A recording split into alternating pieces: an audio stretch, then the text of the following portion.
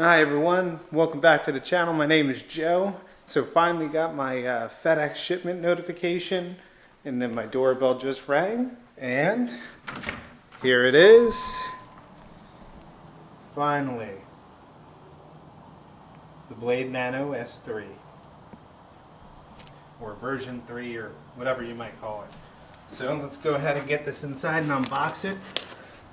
You know, living here in Florida,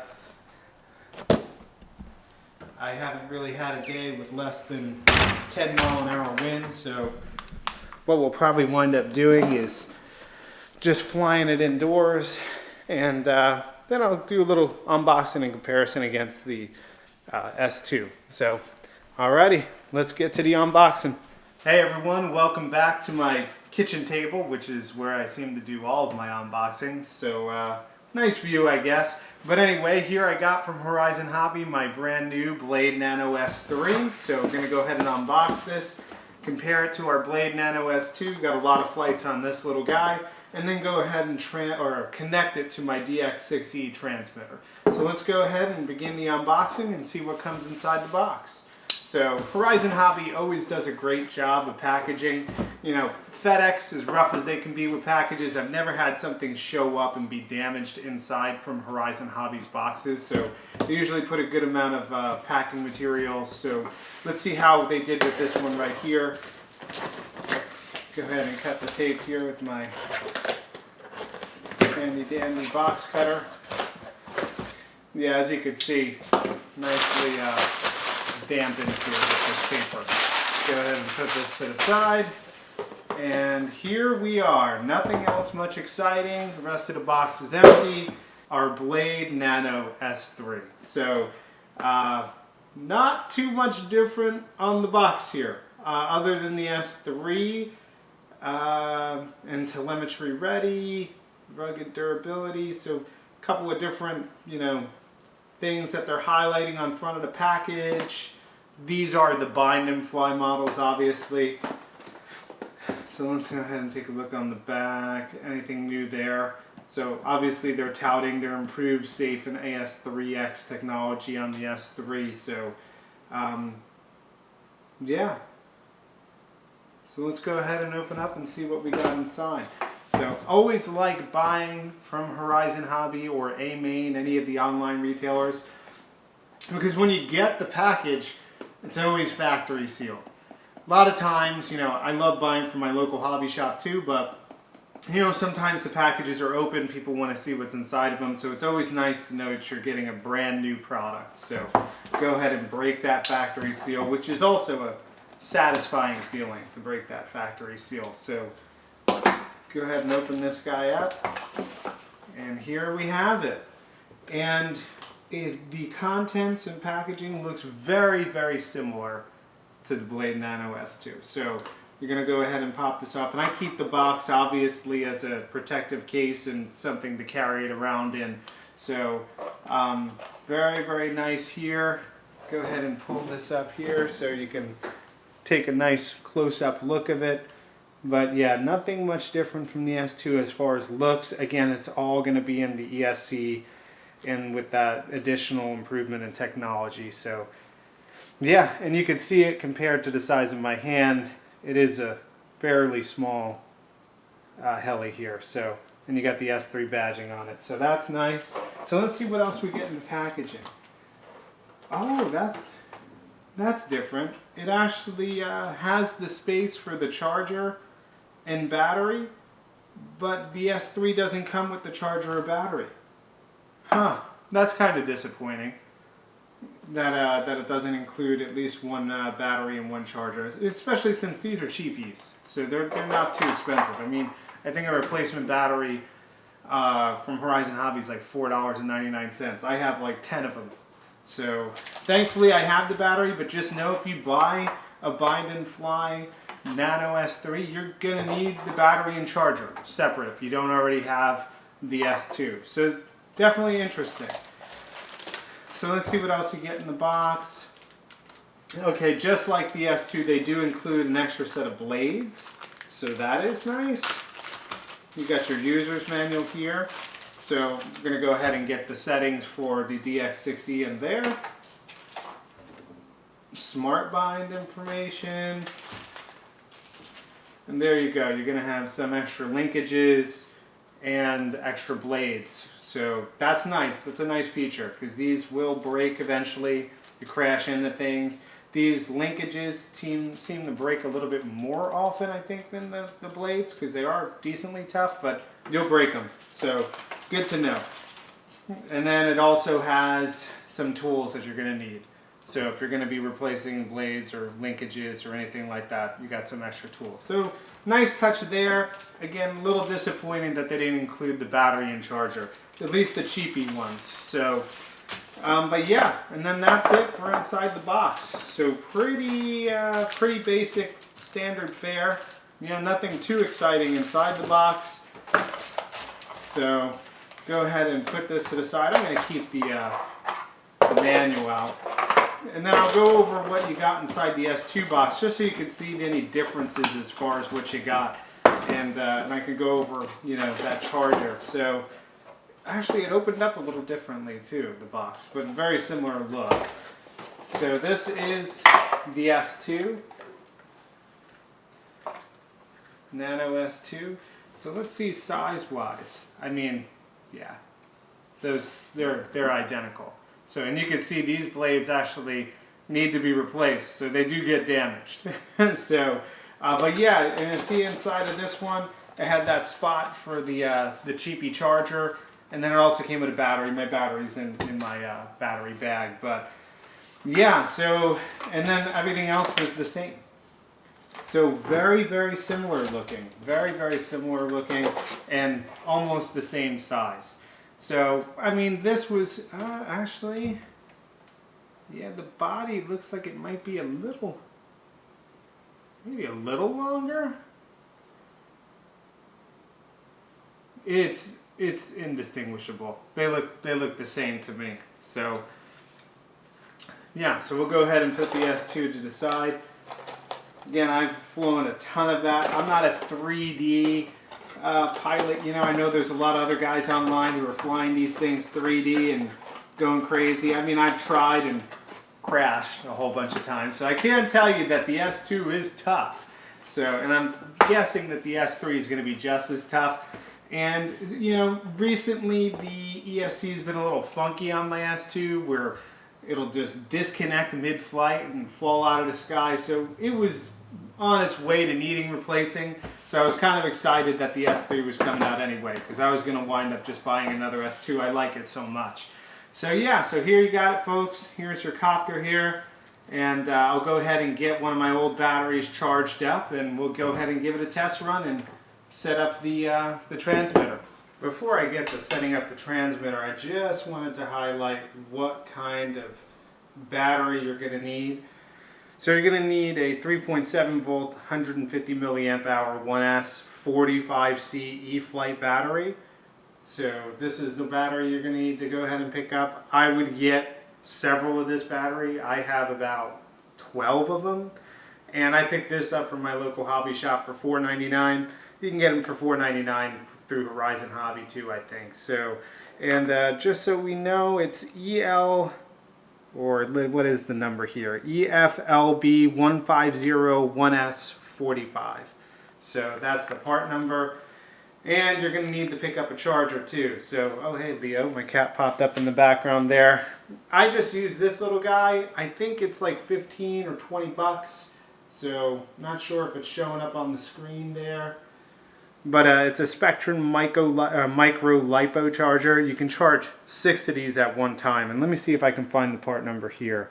So this is SPMXC1060. Alright, now let's go ahead and get to the transmitter settings.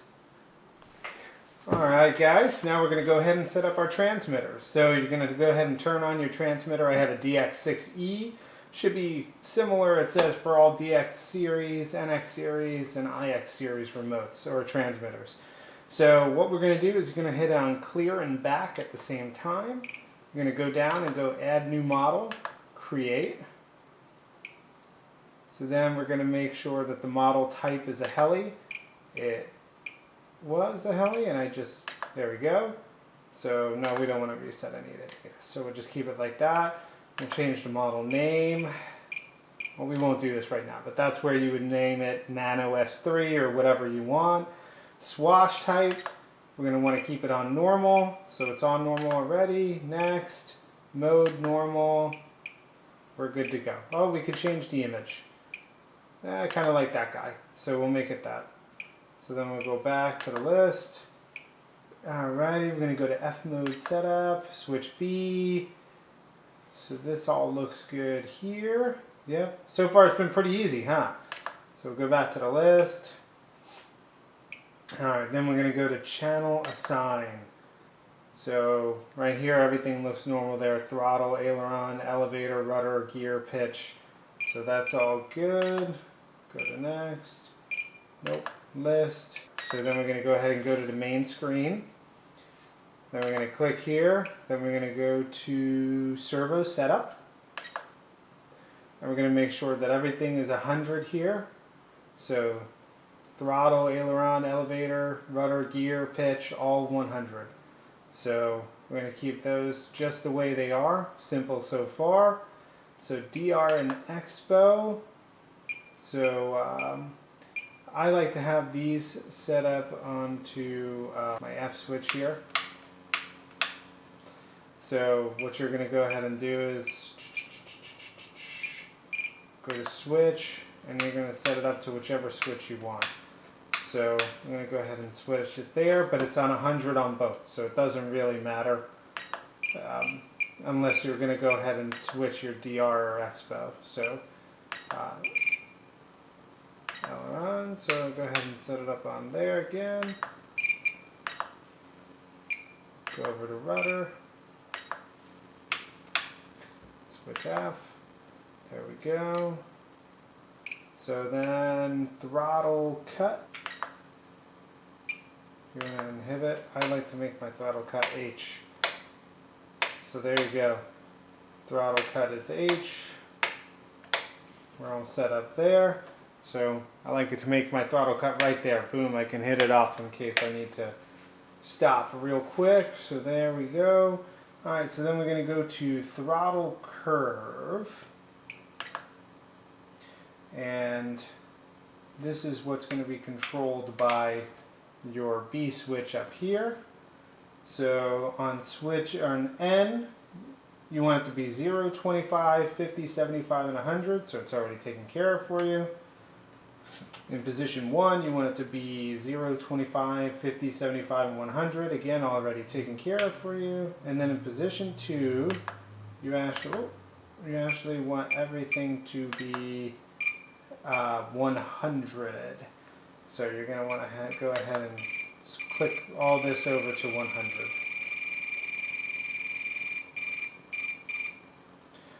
So a little annoying, sorry for the noise, but 100.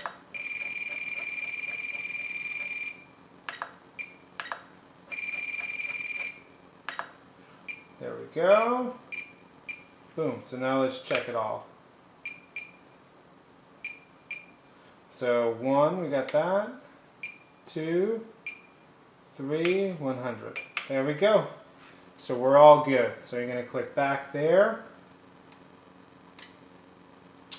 So do we need to do anything with pitch curve? So let's see. Pitch curve in all positions should be 0, 25, 50, 75, 100. So let's make sure. Yep, set up in all positions. Perfect. So digital switch setup, gyro, mixing, range test, timer. So that's going to be your next thing. So we're going to want it to be countdown 4 minutes for that battery.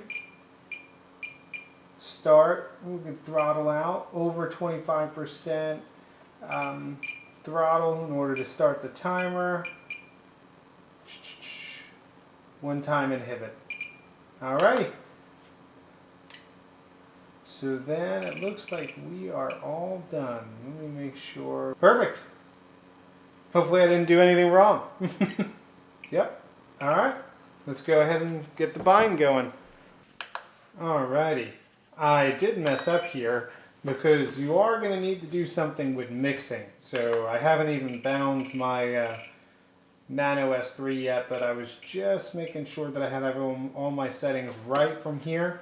So you are going to want to go to mixing from the function list. Then you're going to want to go to where it says PMix1. Click on that. Then where it says INH, you're going to go and move it over to GER. And then you're going to select right next to it and make that GER. Rate, you're going to want to move this up to 100%.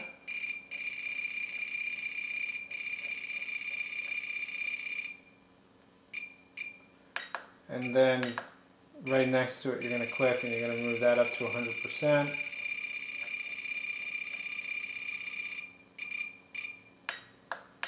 Oh, there we go.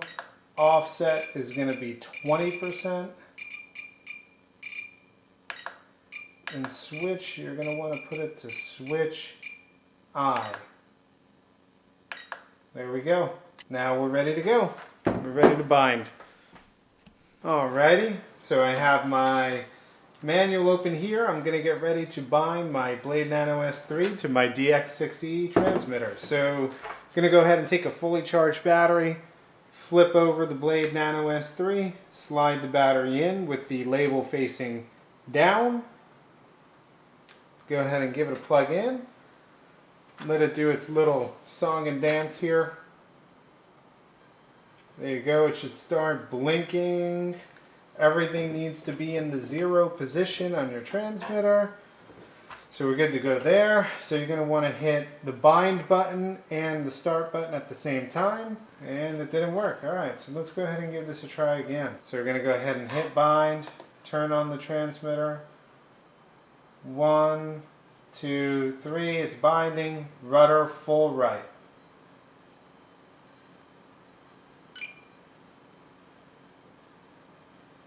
Alrighty, release the control stick when the unit is solid. Whoa, there we go.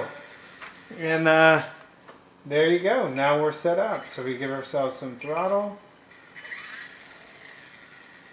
Perfect. We're ready for our first flight. Oh, this is going to be fun. Alright guys, so typical Florida fashion, we got 11 mile an hour wind outside. For a first flight, I wouldn't really want to fly this outside in more than 5 or 6 mile an hour wind. I'm sure if you're a more experienced pilot, no big deal. Like I said, I'm just not going to take the risk. I'm going to fly it indoors, which is part of the fun of the Blade Nano S3. So I'm going to go ahead and get the battery put in, make sure everything's set to 0, no throttle on. Alrighty, let it initialize here. And I think we might be ready for takeoff. So let's go ahead and check the control surfaces here. Alrighty, everything looks good. Throttle cut off.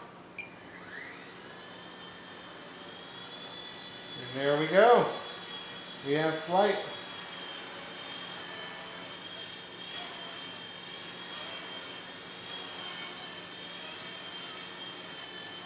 Nice. I do like the green color, which is different than the S2. So again, nothing crazy here. I just want to get used to the flight characteristics of it.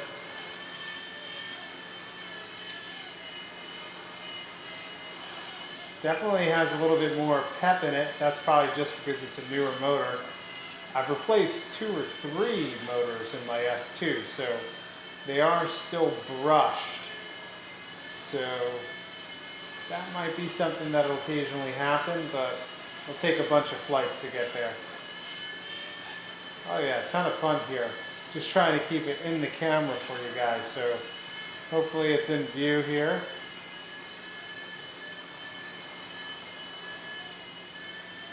Whoa, there we go.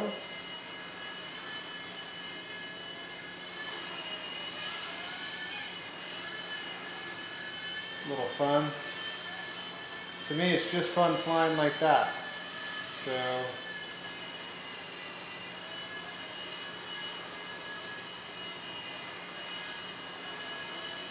yeah, it's a blast, this little guy. You could just do this indoors. I mean, heck, if you even get enough to fly 3D, you could even fly 3D indoors.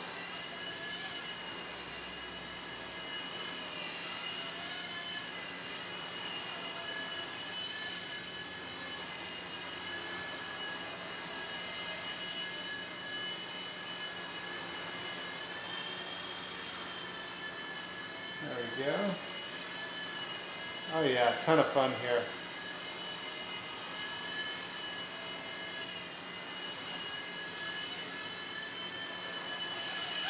There we go. A little shaky there under the AC vents. Oh, whoa. Alright, it's saying the battery already. So we'll go ahead and... That was really quick. Still got a minute left on my 4-minute timer. So let's see if we could... You know though, when you're whipping it around a little bit, if you're just hovering, I'm sure that timer will last the full 4 minutes, but then again, that's why I say to get plenty of batteries. So do I notice any differences? It does feel a little bit more stable than the S2, I'm not going to lie. The stability in flight, I mean, that's nothing on the sticks right there, and it's staying relatively still. So falling a little bit because of the battery, but yeah, that's just throttle. So really stable. It's actually, I think that is a little bit better than the S2. So, you know, I mean, if you already have an S2, would I go upgrading to this? Probably not.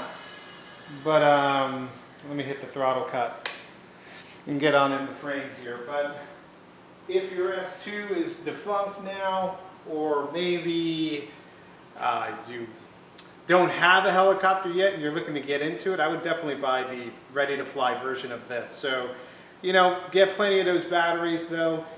This battery, it's a brand new battery. I just charged it up, and I mean, we made it to, we still got 20 seconds left on the timer. So almost 4 minutes, and probably could push this battery a little bit more, but the ESC is blinking, letting you know that the battery is running out. So yeah, I mean, is it a lot of differences from the S2? Would you upgrade to it? Probably not, like I said, unless your S2 is really trashed up. You know, I would definitely spend the 99 bucks and get the S3 versus the S2 at this point. But would you upgrade from it? Nah, I'd probably rock the S2 until the wheels fall off of it, or should I say the blades fall off of it. But yeah, I mean, I think it's definitely a good upgrade. It's a little bit more stable. You know, it didn't have any of those connection issues that I had with the S2's ESC, where occasionally I would plug in the battery, it wouldn't bind, it wouldn't connect, I'd have to rebind it to my transmitter. So hopefully the stability is a little bit better with the new ESC. But the stability in flight, I think there was a difference. I did notice that it was a little bit more stable. You let go of the sticks and it just stuck right there with that Safen AS3X. So obviously I just flew in the basic mode there. So you could bump it up and go into 3D mode, you might have a different experience. And I know there's a lot of other YouTubers who have some videos on that. So, but yeah, I mean, this is still one of my favorite helicopters, because it could be a rainy day outside, storming, whatever. If you're in the Northeast and it's cold, it doesn't really get cold enough down here in Florida to complain about that. But this is the perfect little copter to play indoors and have some RC fun. You know, and for $100, I think, and 30 bucks for the ready-to-fly version, which will come with the battery and the charger, which was a big disappointment for the Bind and Fly. Come on, Horizon Hobby, how much does it cost for that cheap little charger and an extra battery? So, but yeah, for the ready-to-fly version for $100, I think it's 30 bucks to come with the remote, the battery, the charger. Pick yourself up a couple of batteries. You're going to have a blast with this inside. So I would definitely recommend it, even at $100. If you like the RC hobby and you want to get a new copter to add, or a microcopter, I mean, I think that this, you can't go wrong for $100. So it's a blast. But thanks a lot for watching. My name is Joe, and until next time, have a good one.